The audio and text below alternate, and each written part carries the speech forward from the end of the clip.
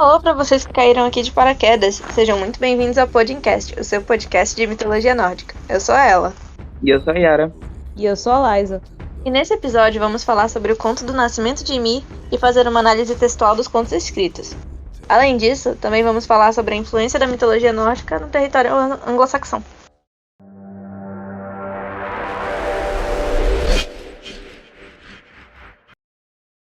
E com isso, no início, Ymir foi o primeiro dos gigantes de gelo, os Jotun. Ele surgiu a partir do Ginnungagap, que era o encontro das chamas de Muspelheim e os rios congelados de Niflheim, e foi o primeiro ser da mitologia nórdica. Ele era alimentado por uma vaca chamada Audhumla, que surgiu da mesma maneira que ele, e ela fez surgir o primeiro deus nórdico, Buri, ao ficar lambendo uma pedra de gelo salgada.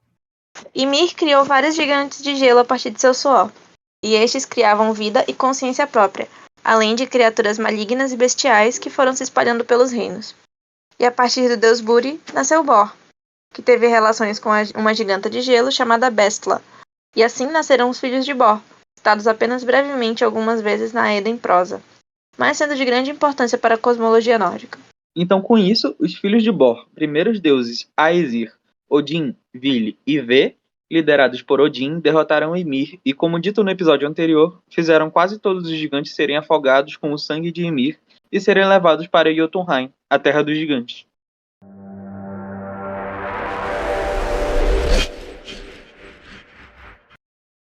Esse conto foi retirado do livro Edda em prosa e adaptado para ficar mais resumido. As Eddas são uma coletânea de relatos míticos transmitidos oralmente e são a referência primária da mitologia nórdica. Essas coletâneas foram a influência principal para Neil Gaiman quando escreveu o livro Norse Mythology, ou traduzido, Mitologia Nórdica. Essas coletâneas estão divididas em Edda menor ou poético e Edda maior ou prosaico. A Edda menor, ou Edda em verso, é a coleção de poesias passadas pelas gerações contando sobre a história e cultura. Já a Edda em prosa, ou Snorra Edda, Edda de Snorri, consiste das histórias passadas pelos poemas, traduzidas para um texto narrativo. Dentre as várias versões destas obras, focaremos em 3 manuscritos da obra: Codex Upsaliensis, Codex Regius e Codex Wormanius. As edições modernas dessas obras têm várias versões, pois tentam se aproximar do que Snorri Sturluson teria pensado. Mas nenhuma reflete as obras originais em si, já que tentam passar uma concepção moderna do que foi escrito. Para fazer essa análise textual, foi levado em consideração o manuscrito Codex Regius, que é considerado o texto original, entre aspas, no meio acadêmico. Ele foi dividido em 4 partes.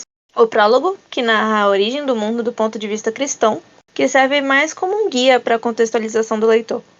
Gylfaginning, que retrata a alucinação de Gylfi, que também pode ser traduzido como o engano de Gylfi, onde o rei Gylfi, disfarçado, é enganado por Odin, que se divide em 3 figuras: Har, Jafnhar e Privi.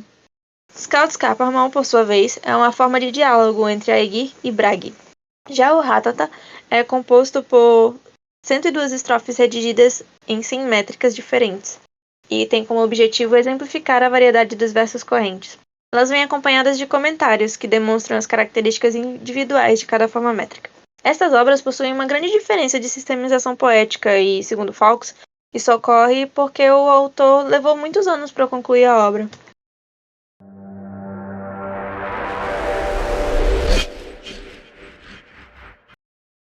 Antes de começar a contar para vocês sobre a influência da mitologia nórdica no território medieval anglo-saxão, eu vou contextualizar vocês um pouquinho mais sobre os povos nórdicos.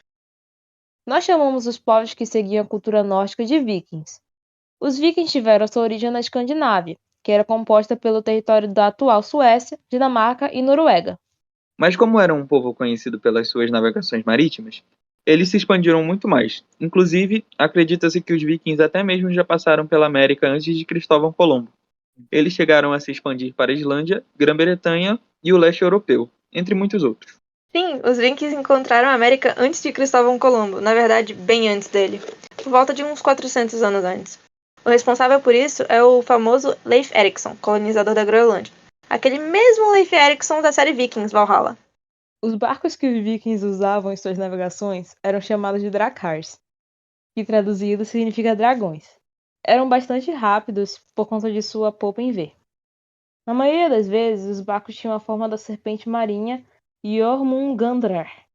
E por conta disso, eram grandes navegadores, algo que os ajudou muito quando migraram em direção à Europa Ocidental, entre os séculos 8 e 9, em direção à Inglaterra. Mas os vikings atacaram não só a Inglaterra, mas também a Irlanda e muitos outros locais. Foi assim que fundaram Cork, Dublin e também Limerick. Aliás, o nome dado aos guerreiros que invadiram a Inglaterra era o Grande Exército Pagão, formado por noruegueses e dinamarqueses com a intenção de invadir os 4 reinos que constituíam a Inglaterra.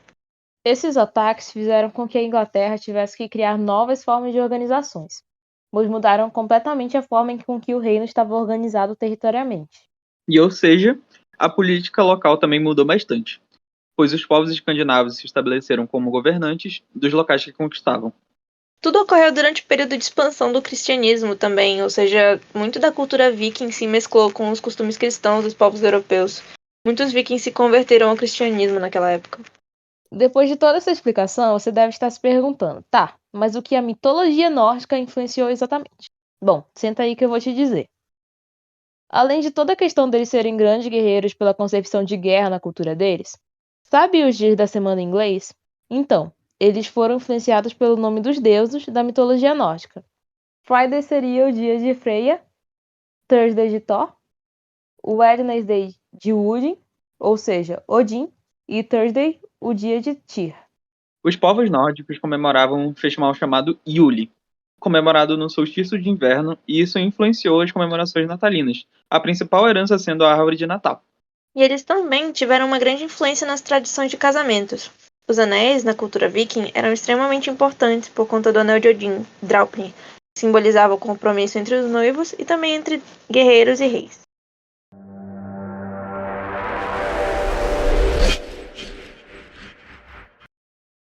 Nesse episódio, nós fizemos análise textual dos contos e também conhecemos um pouco mais sobre Ymir e seu nascimento. E logo depois finalizamos com as influências mitológicas na cultura anglo-saxã. E com isso, nós concluímos mais um episódio do Podcast. Muito obrigado por ficar com a gente até aqui e te esperamos no nosso próximo episódio.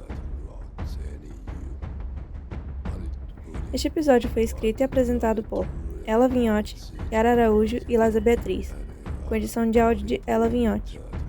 As fontes utilizadas neste episódio foram os artigos Culturas em Contato, Anglo-Saxões e Escandinavos na Inglaterra durante a Era Viking, da doutora em História Comparada pela UFRJ, Isabela Albuquerque, O Mito Nórdico de Criação na Edda em Prosa, do mestre em Letras Clássicas pela USP, Rafael de Almeida Semedo, e Breves Observações sobre a Edda em Prosa, da doutora em História da Escandinávia Medieval pela Universidade de Cambridge, Patrícia Pires Boulhosa, e o livro Edda em Prosa.